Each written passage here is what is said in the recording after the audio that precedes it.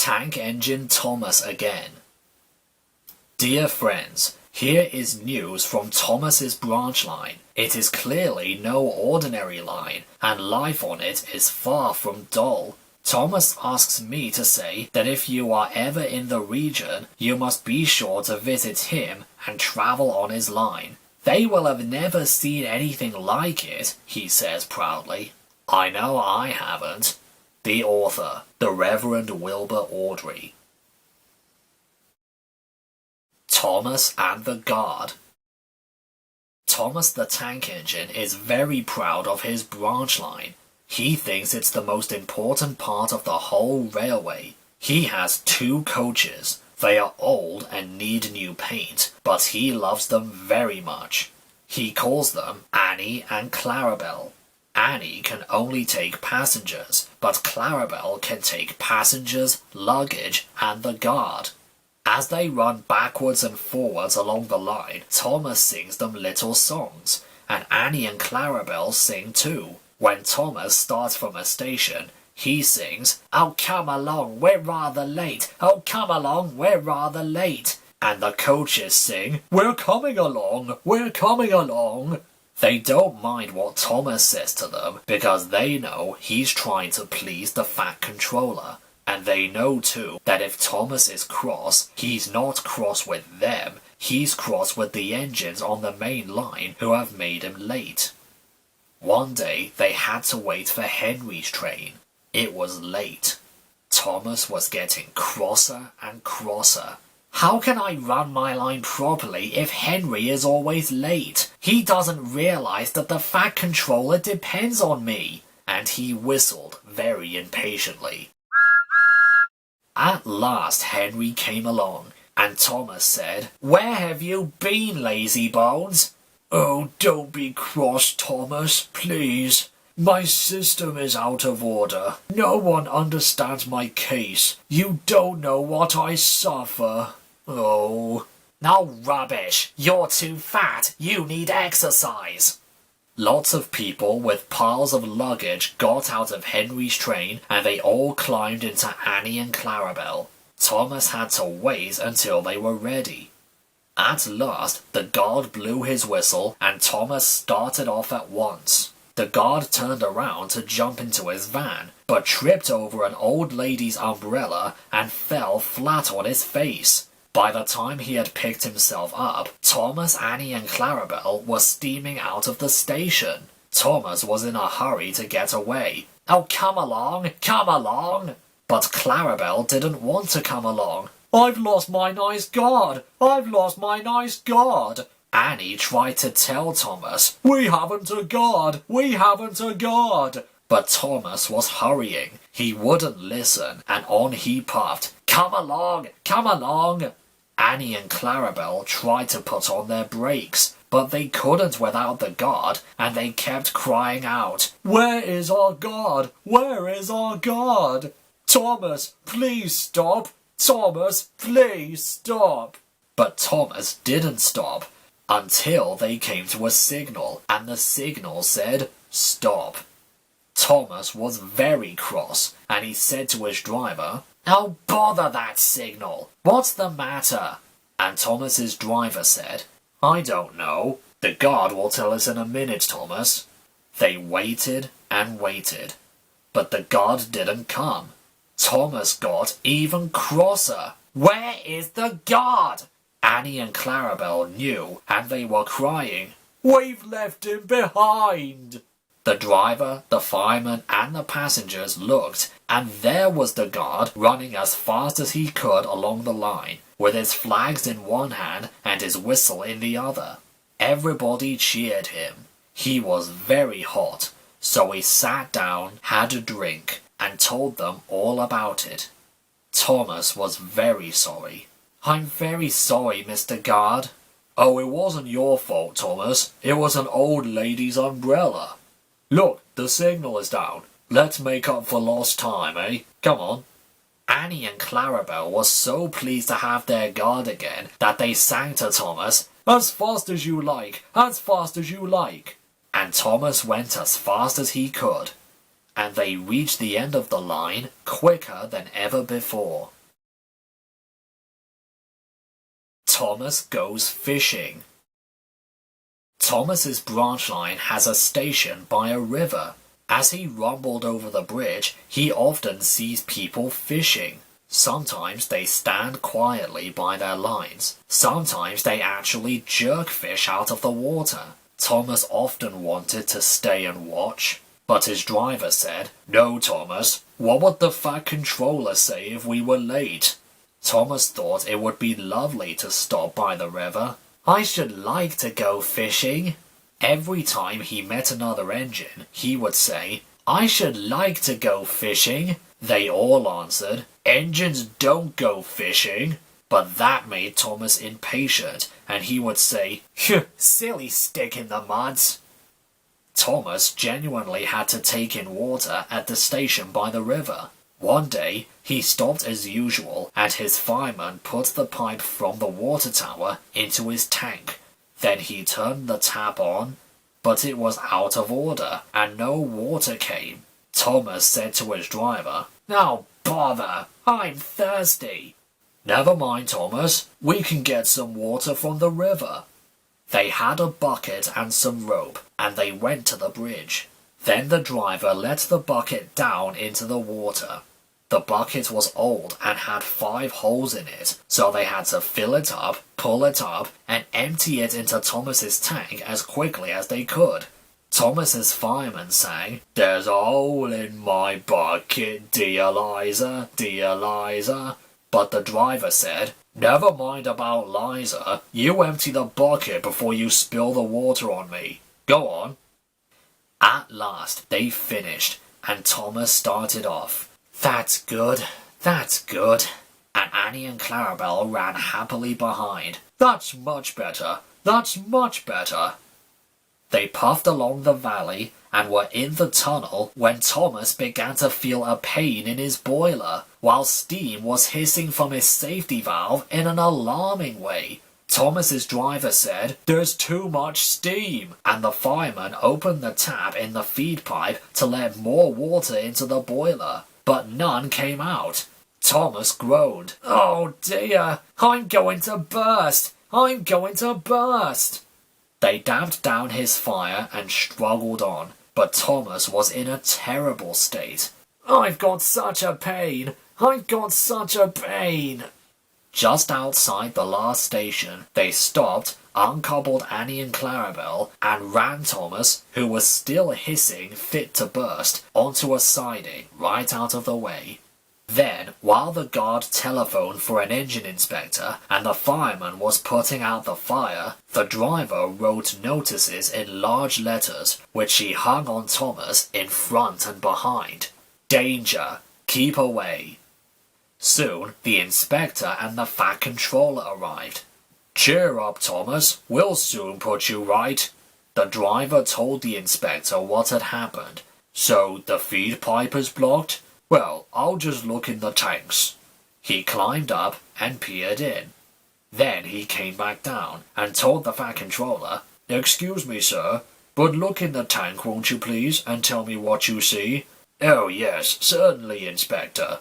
He clambered up, looked in, and nearly fell off in surprise. "Well, I never! Inspector, can you see fish?"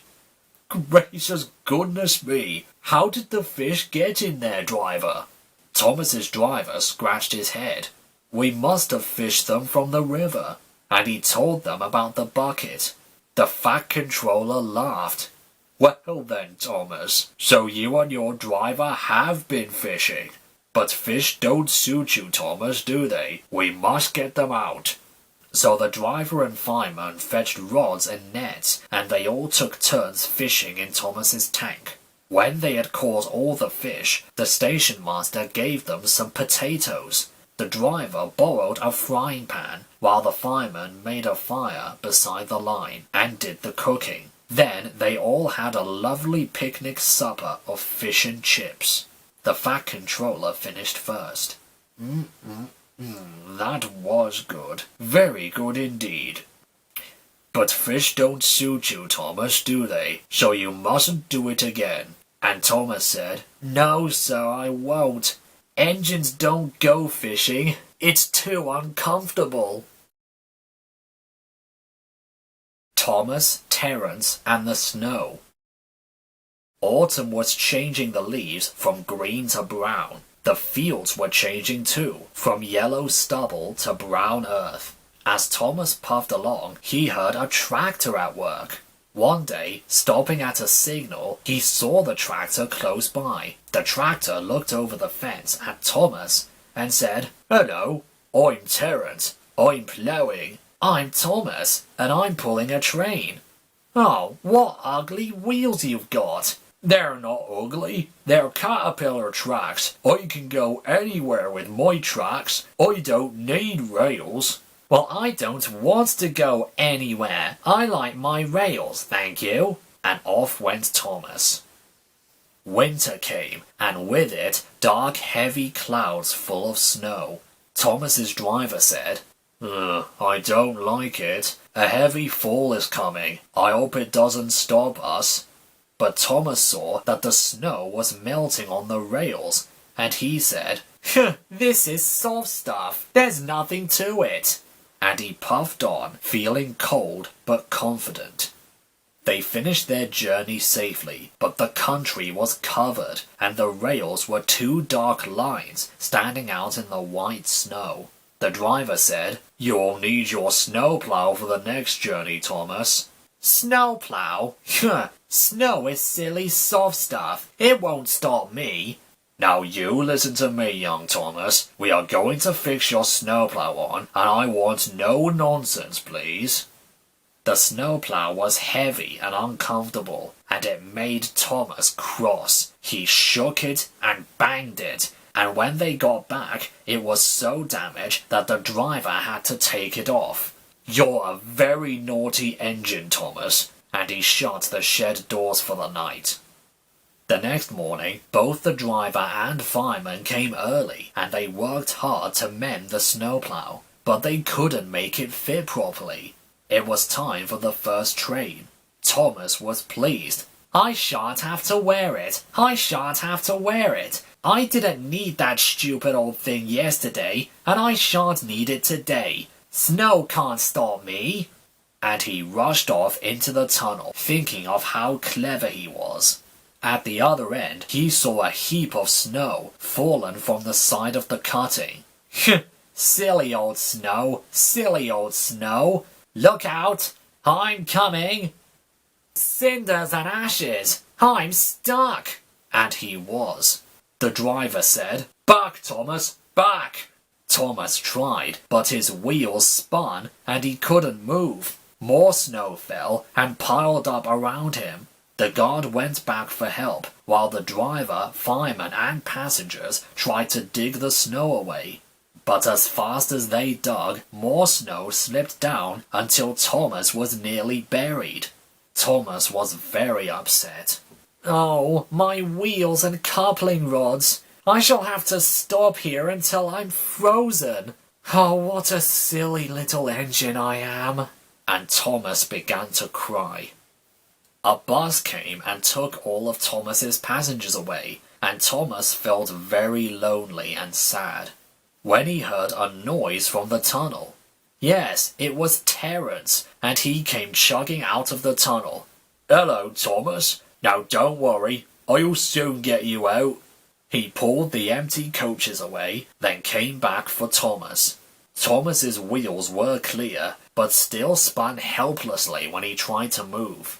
Terence tugged and slipped and tugged. At last, he dragged Thomas into the tunnel. Thomas was very grateful. "Thank you, Terence. Thank you. Your caterpillar tracks are really splendid." "They can take me anywhere, Thomas." And Thomas's driver said, "I hope you'll be more sensible now, Thomas." I'll try to be. And Thomas puffed off for home. Thomas and Bertie. One day, Thomas was waiting at a junction when a bus came into the yard. Thomas said to the bus, "Hello, who are you?" "I'm Bertie. And who are you?" I'm Thomas. I run this line. Oh, so you're Thomas, aren't you? Ah, yes, I remember now. You got stuck in the snow, didn't you? I took your passengers, and Terence pulled you out, didn't he? Well, I've come to help you with your passengers today. This made Thomas very cross indeed, and he let off steam. Help me? I can go faster than you. You can't. I can. You can't. I can. All right, I'll race you. The drivers agreed. The station master said, Are you ready? Steady? Go! And they were off. Thomas never could go fast at first, and Bertie drew in front. Thomas was running well, but he didn't hurry. Annie and Clarabel were rather anxious. Why don't you go fast? Why don't you go fast? But Thomas said, Wait and see. Wait and see. He's a long way ahead. He's a long way ahead. But Thomas didn't mind. He remembered the level crossing. There was Bertie fuming at the gates as they sailed gaily through. Goodbye, Bertie! The road left the railway and went through a village, so they couldn't see Bertie. They stopped at a station, and Thomas called out, Quickly, please! Quickly, please! Everybody got out quickly. The guard whistled, and off they went. Thomas sang, Come along, come along, and Annie and Clarabel sang, We're coming along, we're coming along. Hurry, hurry, hurry! Oh! For there, straight ahead, was Bertie crossing the bridge over the railway, and he was tooting triumphantly on his horn. Thomas groaned, Oh, bother! How bother! Annie and Clarabel wailed, He's a long way in front! He's a long way in front! But Thomas's driver said, Now steady, Thomas, we'll beat Bertie yet. We'll beat Bertie yet. We'll beat Bertie yet. We'll do it. We'll do it. We'll do it. We'll... Oh, bother! There's a station! And as he stopped, he heard something go, Goodbye, Thomas. You must be very tired. Sorry I can't stop. We buses have to work, you know. Ta-ra! The next station was by the river. They got there quickly, but the signal was up. Thomas thought, Oh dear, we've lost now. But he felt better after a drink. Then James rattled through with a goods train, and the signal dropped, showing that the line was clear. Hurrah, we're off! Hurrah, we're off! And as they rumbled over the bridge, they heard a very impatient and there was Bertie waiting at the red traffic lights, while cars and lorries crossed the narrow bridge in the opposite direction. But as soon as the lights turned green, Bertie was off with a roar, and soon he and Thomas were racing side by side, up in the valley. The passengers in the train and in the bus got very excited and started cheering and shouting. Now Thomas had reached his full speed, and foot by foot, yard by yard, he gained on Bertie, until they were running level. Bertie tried hard, but Thomas was too fast. Slowly but surely, he drew ahead until he plunged into the tunnel, leaving Bertie toiling far behind. Thomas was very pleased. I've done it! I've done it! So were Annie and Clarabel. We've done it, hooray! We've done it, hooray! And on they went to the last station. The passengers gave Thomas 3 cheers and told the station master and the porters all about the race. When Bertie came in, they gave him 3 cheers too, and Bertie said, That was well done, Thomas. That was fun. But to beat you over that hill, I should have to grow wings and be an aeroplane. Thomas and Bertie now keep each other very busy. Bertie finds people in the villages who want to go by train and takes them to Thomas, while Thomas brings people to the station for Bertie to take home. They often talk about their race, but Bertie's passengers don't like being bounced about like peas in a frying pan, and the Fat Controller has warned Thomas about what happens to engines who race at dangerous speeds. So although, between you and me, they would like to have another race, but I don't think they ever will. Will they?